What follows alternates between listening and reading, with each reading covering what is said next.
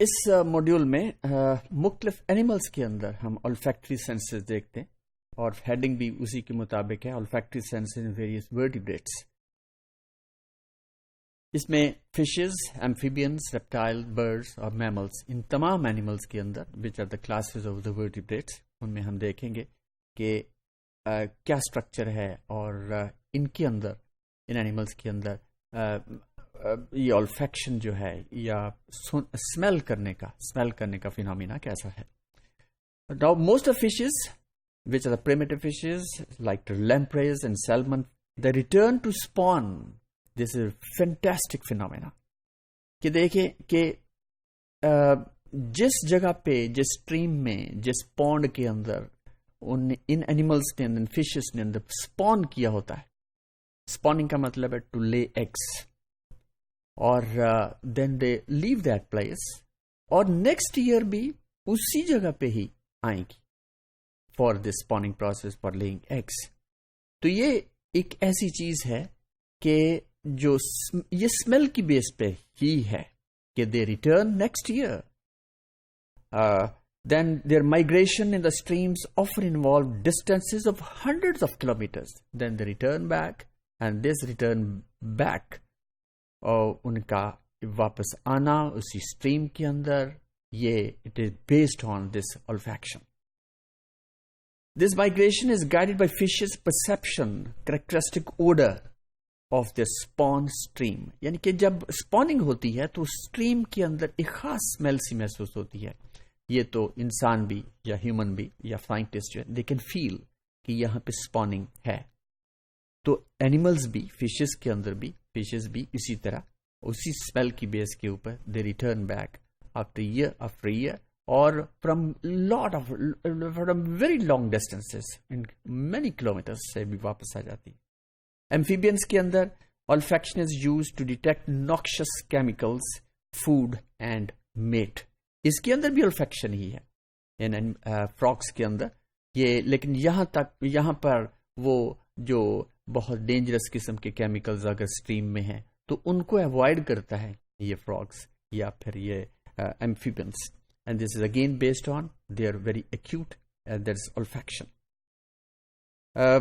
Then in reptiles olfaction is better adapted than the amphibians. اس سے بھی بہتر ہے ان اینیملز کے اندر، اور جس میں، اور یہ بیس کرتا ہے اس آرگن کے اوپر which we call Jacobson's organ، جیسے ہم وومیرو نیزل organ کہتے ہیں.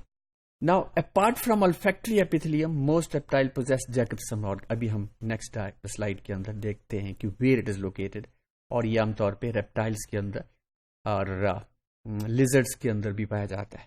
تو these organs are best developed in snakes and then the lizards, mostly in reptiles.